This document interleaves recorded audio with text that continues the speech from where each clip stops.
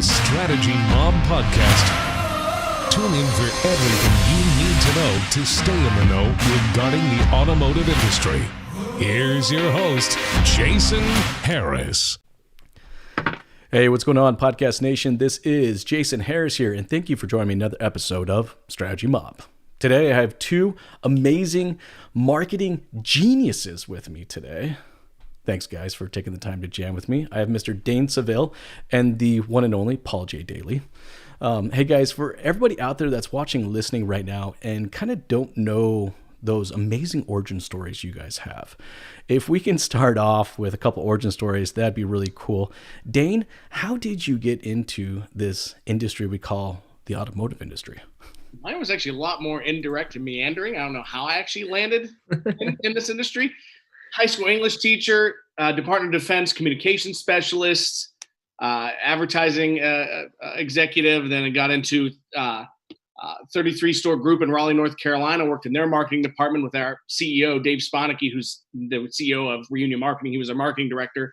Had my tenure there. Went to another ad agency working with automotive retail, and then helped form Reunion Marketing. So, and then a little bit of a smattering of professional wrestling here and there, but sort of unrelated to the discussion. But yeah, I love how you just kind of throw that in there.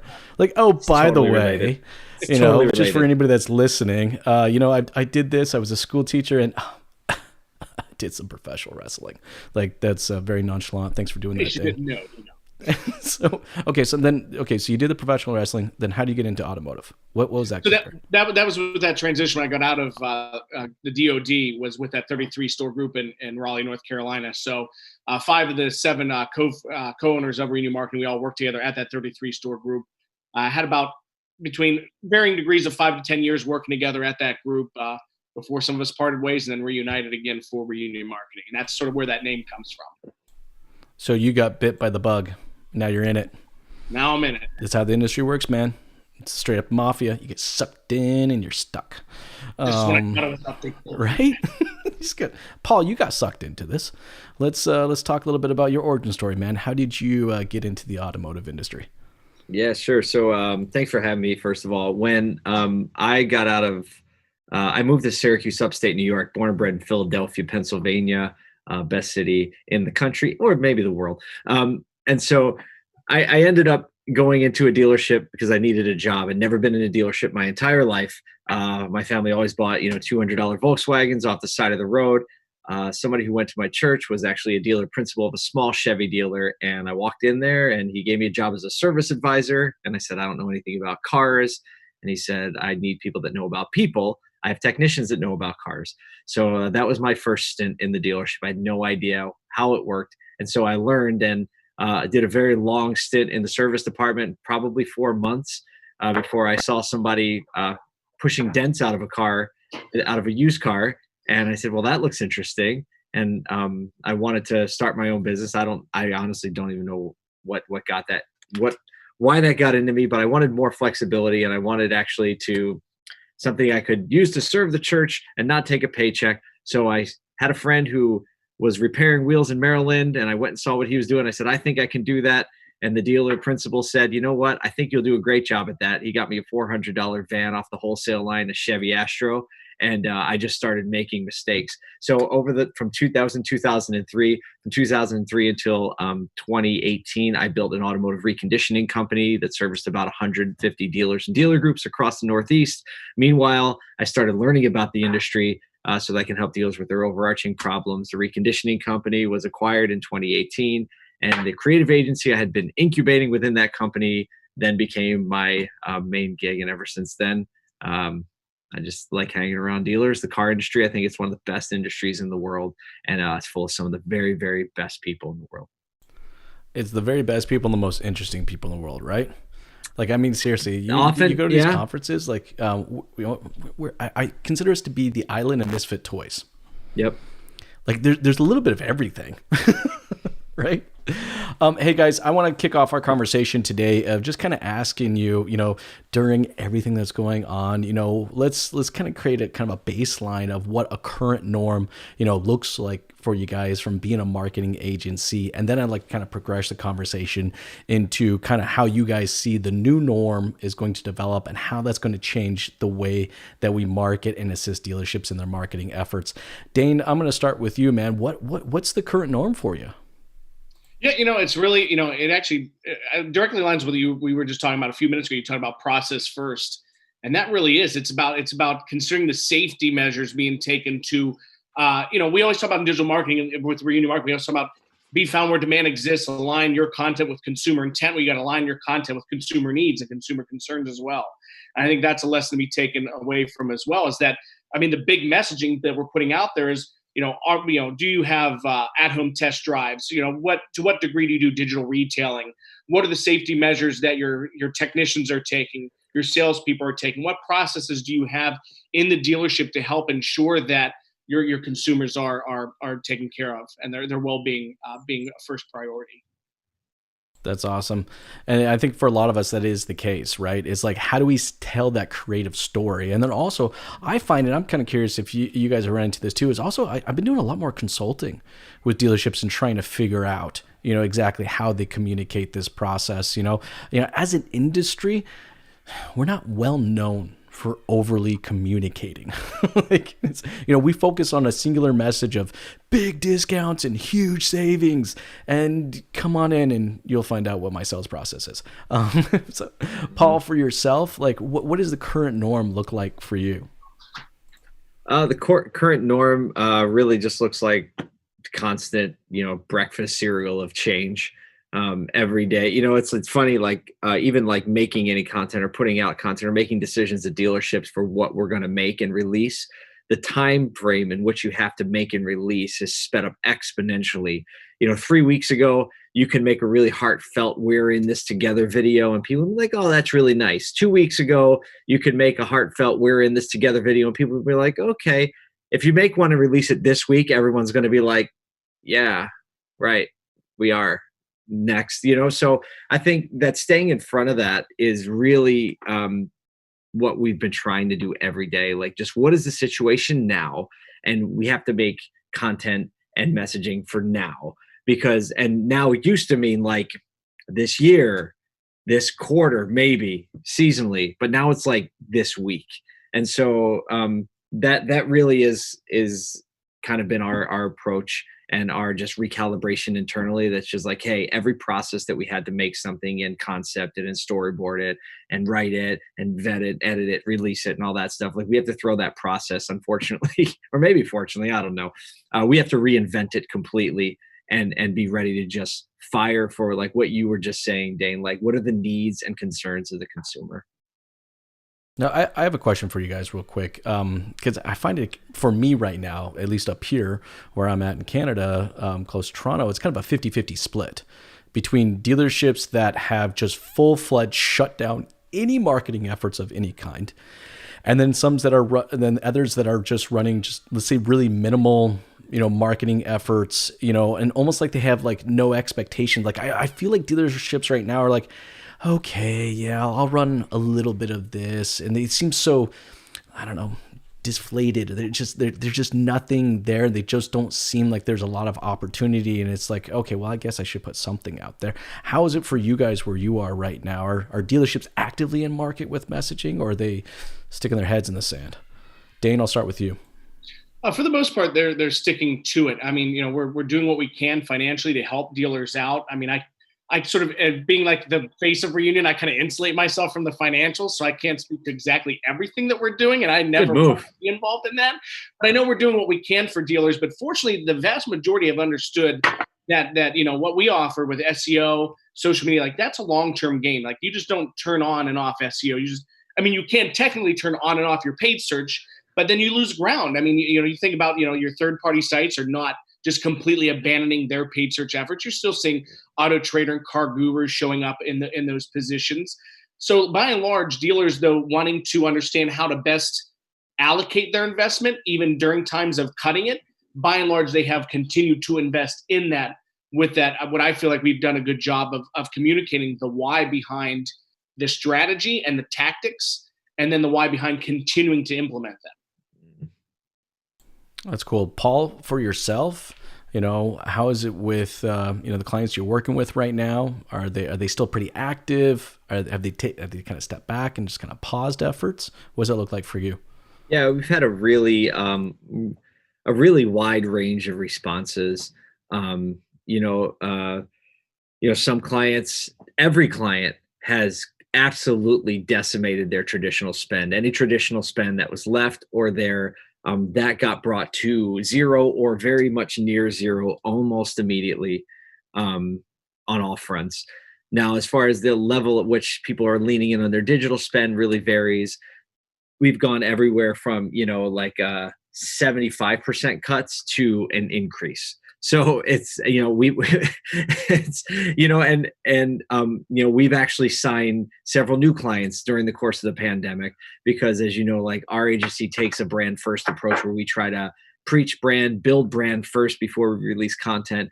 We've definitely come up with an abridged version of that so we can get to market faster. But what we've definitely seen is, I would say on average, there's definitely a hesitancy, just because it's hard to capitalize on it right now. But a lot of our clients already understand the value, very similar to what Dane just said, is that, the strategies and the angle that Reunion takes are really holistic long-term strategies, just like any good financial investment advisor will tell you. And if you have a good financial advisor, you've already been trained for this time, right? That you're not freaking out. You understand that when things take a dip is like a great time to lean in and continue with your strategy because this is where the market share is to be had. And coming out of this, look, there's no doubt that the size of sales and size of the industry is going to contract somewhat, but that doesn't mean that a dealer has to sell less cars. They just have to gain market share. So, we've really seen a whole gamut. And, if I had full control of the clients, and I don't, right? Because everybody makes decisions based on their personal situation. So it's easy to come in from the marketing angle and be like, look, there's so much opportunity, right? If your dollar's going to go a lot further, you make more of an impact. And when we come out of this, you'll be positioned much better. But dealers have to fight such a variety of not only like practical issues, like I'm not open, I'm closed. Look, my budget is getting destroyed. I'm operating at 10% of my revenue projection. Or let's not forget the emotional impact of like, I have to furlough people that I really care about. Right? Everybody has a different crisis personality. So it's easy from a marketing, to come in and pontificate on why you should start spending or keep spending. But trying to be sensitive to all of that and, take it all the way back and answer your original question, just a complete variety from dealers who are spending fresh money to start building a brand and start executing to a strategy, and dealers who had a really great one going and have said like, we're closed, we're scaling way back. Yeah, we've also seen, just to kind of piggyback off of Paul there, we've also seen, it depends on what the governor was doing, what the state had decided. I mean, think New York sales were not an essential service as of 3 weeks ago? Yep. So it's varying degrees of, and even people that had to reduce or cancel services, they understand that when they can come back, they will. And I'm sure Paul has experienced a lot of the same sort of feedback.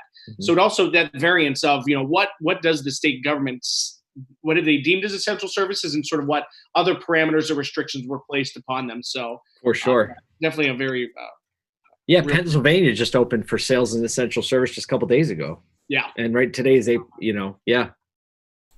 No, I think what it is for a lot of us is we're just trying to figure this out, and things are changing.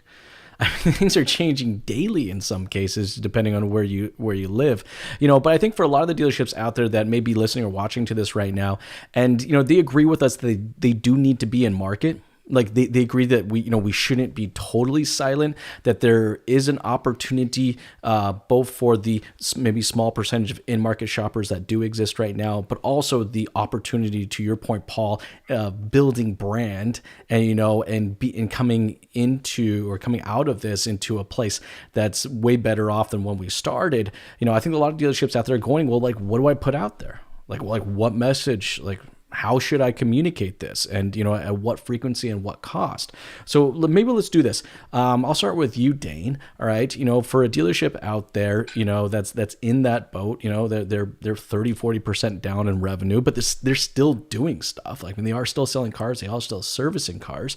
And they're like, yeah, I need to be back in market with some messaging. All right. What would you recommend that they go to market right now with a message? What message would that look like?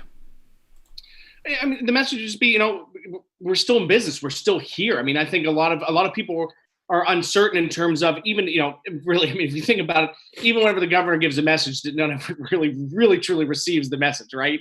And then, of course, there's so many conflicting messages on social media. I mean, just think of all the different debunked things happening that people share and hear without really investigating. So I think it's a matter of being at the forefront of understanding, and I've seen a lot of dealers, especially in Pennsylvania, advocating on behalf for dealerships with their governor. Dealerships being like, listen, like being in those places, like be found where demand exists. There are very efficient channels like Facebook, social media, programmatic media, where you can still get that reach, that large reach that traditional had traditionally gotten, and at a very cost efficient way, be able to reach that number of people to stimulate interest and get, kind of push them in market. And it's really just focusing on, yes, here are the facts. We're open. Here's like I said, the messaging of like, here's your safety. Here's what we're doing to meet you where you're at. So it's really just a matter isn't that crazy? Like, I mean, think about that for a second. For all three of us, would you ever thought that you would actually be asked to run a campaign that just simply says we're open? like in my wildest dream, I would never think of a dealership reaching out and say, hey, Jay, can you run a series of ads for me just to let people know that we're actually open? That's just always assumed. Hey, Paul, for yourself, a dealership that's trying to get back into market, what kind of message would you recommend, that they put out there, or maybe what mediums would you say they'd even start off with? I think the most important thing right now, open is one, but that's going to become more normal. So that's, again, back to our conversation, like that's important now. It probably won't be important next week. I think that competence is probably way up on the list before. And when I say competence, I mean able to safely transact in a way that the consumer feels comfortable. I think that that's not a difficult thing to communicate, but I definitely think that is an absolute essential thing to communicate. So showing your safety procedures, letting people know, because you just don't know where people are. Everyone is at a different spot and how worried they are about, getting sick. Me personally, I'm not I'm not really worried about getting sick. I'm convinced I've probably already had it at some point, but also somebody that's like me naturally might live with their parents who might have a health, and you just never know. So some people are very concerned, like, hey, if I make a mistake here, like somebody I love could die. So, and we have that whole gamut from like, can't we just open this place back up, to like, let's be really careful. So I think first and foremost, just competence. It's not hard to do. You could do it on your phone, but people really know it was well thought through. And even though other people are going to start saying it too. So you're saying, Paul, we should do a video. I mean, it makes sense, right? Like, oh yeah. We can't just say it. We have to physically show. You could do it right? Through pictures. Yeah, I think it's got to be visual to an extent, but you have to show it. And I think just people have to understand that you have a process, that you're really serious about it, and then people can feel better about shopping. That's almost like, I'm with you on that. Go ahead. No, I'm thinking can we kind of talk this earlier off camera, right before we kind of started here, is that we have to lead with the process before we can even talk about any type of offer. Dane, you had something you wanted to add to that. No, I was going to say, it goes back to what Paul was saying earlier about even internally his processes at his company having to quickly pivot and adapt. The message is going to have to be quickly pivoted and adapted to, like you said, the open aspect of that, in the coming weeks, depending on state. It could be, for some states, it could be next week, 2 weeks, 3 weeks. You're going to have to be agile and adapt to your conditions within your market and your state to understand, okay, what is the message that makes the most sense for my dealership, certain That's actually a really good point. I mean, you think about it, typically as a creative agency, when we're developing out a message, we typically look at these messages having a shelf life of a bare bones minimum of a 30-day period, right? Now we're talking about messaging and creative that may only have a shelf life of a few days or possibly a week before we're switching it up again. Sure. So, it's like people are asking me like, how is things going for me? Like, am I busy? I'm like, well, me personally, yeah, I'm on the phone all the time. But, my creative team is insanely busy because we're not creating a singular set of campaigns for a dealership. We're having to create almost campaigns on a weekly basis to update the creative so that message is out there. Now talking about message, moving into what I'm calling this new norm, and I don't know if it's the right term, if I'm using it right, but I look at it this way, is that we're going to come out of this. We're not just going to go back to business as usual. Just because this is different than how the recession was, and I was in the business during the recession, and that was more of an economics thing, and it happened over a period of time, not like that. This is more of a social impact of how we actually engage with others and how we're choosing to engage with businesses, which is fundamentally just an entirely different process, an entirely different message than we've ever crafted in the past. So I want to hear you guys' thoughts as far as marketing message, all right, coming out of this. How do you see this new norm is going to be for the marketing side of our business? Dane, I'll start with you. Yeah, I think it'll be a large push on what degree they can perform digital retailing. I think by and large, a lot of people are going to, there's still always going to be that human, my opinion is there'll always be that human element to dealerships. So I don't think it would ever be just completely like, an AI truck drops off your car and there's never a person you ever see or, get involved with. This is a people business, and that's just my opinion. People can agree, disagree, but I think the degree to which that you can convenience the consumer, the at-home test drives, getting through, different paperwork or pieces or elements of it that normally keep people in the dealership for 5 hours. I just recently bought a car 3 weeks ago, and I got there at noon and I didn't leave until 8 p.m. Oh, now I'm not saying that's the norm. I'm not saying, see, clear that's not the norm, but it was just insanity. And part of that was because I think they weren't prepared, because that's whenever there was the uncertainty of if North Carolina was going to be locked down, uncertainty of staff. There was just a lot of things they were dealing with. Doesn't excuse that much time. And Dane introduced himself to every single person in I that literally dealership. met about everyone in the dealership, including the tech that cleaned the car right before they brought it back out. I met everybody. I was just everywhere. So that's outside of the norm. But I think there will be a matter of, there's going to be a lot more push towards different aspects to make the path to purchase available online and reduce the amount of time that they either have to be in your dealership, even at all, if the paperwork even gets, any paperwork needs to be signed at the home. I just think, again, be found where demand exists. If the demand's at home, then you take the car to the home. No, for yourself, Paul, how do you kind of see, that marketing message? Look, at some point in time, our governments are going to say that we can pop our head out of our caves, and that we can start exploring, and we can go out and do some stuff, and it's not going to be like a light switch turn on. At least I don't think it will be, No, right. But they're definitely the message that we put into market at that time is going to be, I think, considerably different than what we've ever have in the past. How do you kind of see that playing out? I think that it's going to roll out in phases, like you said. Like the faucet was closed and now it's being opened a little bit at a time. In commerce, and then it's going to be socially, and no one has any idea what that's actually going to look like. So I think the first phase is going to be like we were talking about. We're open, we're safe. Now we can transact in a way that is favorable to you, whatever that is.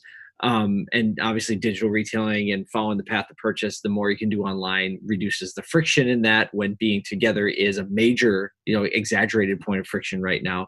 So I think that's just going to play its way out. Really, when the shift is going to happen, when we have those table stakes things out and everybody has them now, that's going to be a pretty compressed period of time, and everyone's got to rush to get out there and say, hey, we're open, we can transact like this, we can transact like that. I don't think it's going to be too long though, but coming right out of that, well, we're going to be right back at the same challenge we had, when life was just going on as normal. Is like, well, what are the real differentiators, right? And why am I going to choose you versus you? Which is where I always fall back to, like, your brand has to mean something. Like, you have to have a unique selling proposition that people understand and connect with in order to pick you, who are open and are safe and can digital retail, over the other guy who's open and is safe and can digital retail. So we're going to get there. Is that going to be a 3-month process, a 6-month process before we're back to that same necessity for differentiation? I don't know how long that's going to play out. I know we're going to get back to that, but in the interim, we have to follow that. Like, we're open, we're safe, we're ready to transact on your terms, right? That's going to be the first people to that are going to, just like the first people to anyone in car business, are going to get a little advantage by being first. I think the key statement you kind of said, there's on your terms. Mm-hmm. Like, as an industry, we have not successfully played that game. You know, we're the ones that have always wanted to hold on to, you know, how someone ultimately buys or shops for a car. You know, we very seldomly have ever wanted to give kind of control of the steering of the process over to the customer. And Paul, I think to your point, you know, the dealerships that are going to be successful right out of the gate are the ones that are going to come out and straight up say, hey, we're flexible. How do you want to do this? You know, like, we don't have only 3 ways to do business with us. We have 14 different ways you can do business with us. What way is most comfortable to you? You know, so with that said, you know, how does that look for us as far as, you know, marketing? Like, do we market 14 different processes? Is it do we market more the message of brand and less the message of product? What are your guys' thoughts? I have a couple quick thoughts on that. Number one, 14 is too many. You're just pulling out a random number, man. No. I think that we need to have options, though, for sure. I think 3. Like, I think we need to give the consumer confidence that we know what we're doing, because most people don't feel like they know what they're doing right now. So I think that having a couple options, 2 or 3, to really define processes, so whatever people are comfortable with, I think we could probably get clever. And Reunion, this is something you guys are great at, really segmenting out your buyers, right? And each buyer is going, if you can identify the segment, you can really speak to. I mean, this is kind of branding 101 too. Like, if you can segment, use your data to get great insights in how people are thinking, reacting, and behaving, well, then on the brand side, you can start to create messaging and content that really connects with them on how they're already thinking. So, I mean, maybe that's kind of a little bit more like advanced class. You have to be really thinking through that to get there. But I think options and letting the customer know that you've thought it through, and presenting them with at least enough options that they can pick from, you know, good, better, best for them. Because good, better, best is going to look different for everybody. You know, best for one person might be you show up, like the AI person drops it off, I don't have to see. But still, best for somebody else might be like, look, I still want to come in and see a human when I sign the paperwork and know that I'm good, like my car's insured and the plate's on and all that. No, and to that point, we got to be flexible, right? Dane? A large degree of what I think you'll be able to determine that segmentation, those buckets, is, you know, what search trends and behavior will be happening as we come out of this. What are consumers going to be looking for? Yeah. What are the queries they're entering? What are the variety of searches they're going to be conducting? And then I think you could, like, you know, if you see a whole lot, like a large spike in volume about, trade in my vehicle or trade in process or trade in, you know, or if consumers are asking about trade in, you go, okay, let's create a message around this and let's capitalize on what the dealership does to help the trade-in process be frictionless and smooth and easy. And maybe that's the degree to which in your specific dealership's market, based on what you see, that's sort of the message you push. Or maybe people just, you know, are looking for like, full online purchase car online. And like, then you go, okay, this in my market, people in a large volume are searching for a full online process. So then you kind of cultivate that message around that. So I don't want to segment it out now. It would be, you know, I think you'd have those options like Paul was referring to, but it kind of like, it would be dictated based on your own market's consumers. Yeah, really, really, Dane. I mean, you're just talking about like, you're being insight driven, right? Gleaning the insights from the consumer behavior and delivering to that. Well, talking about segment, I want to throw something at you guys and see if you agree with me, or if you don't, that's cool too. Like either way, it's cool. I was talking to a neighbor of mine the other day who, owns a very old car. It's a weekend car because both him and his wife, all right, take the train into Toronto and then back every single day because the station's just down the street from us. So they've never had the need for actually having a new vehicle. I was asking him the other day as I was taking the trash out from the other side of the street, yelling it out, but I asked him, are you going to go back and take the train? He's like, hell no, I'm not getting back on that thing. He's going to have to go back to work, but he has no intention of taking public transit. And I got thinking about that. I mean, there are hundreds of thousands of people in our market area that rely regularly on public transit. And I think a large portion of them are going to choose not to do that right out of the gate. And that's a segment of in-market shoppers that we've never had before. And I think there's an opportunity, but what kind of message, what kind of advice would you do to create a message for that specific market? I'll start with you, Paul. I would say, I would just be very clear with it, right? The people who are never taking transit again, I would just make content about people like disgusting things that happen on public transit, right? And like, how do you know who touched that, who touches that seat back last, right? And like, I would just lean all in on the nasty germophobic mentality, and then just take, the better creative you can make around that. It's not going to take long. The best marketing gets people nodding their head. Right. So if you can identify that as a market segment, you just go all in, whether it's memes and funny content, but really driving home to the point where like, I'm never taking that train again. Right. So it's like, never taking that train again, ? And they were like, no, I'm not. And you're like, great. We have the perfect commuter car for you. Well, I mean, seriously, I think that's what a lot of people are going to have to start thinking about, or are thinking about right now. Dane, for yourself, what do you think about that new segment? Yeah, I mean, that's why Paul's the master of branding with automotive. I mean, that's just, I love that.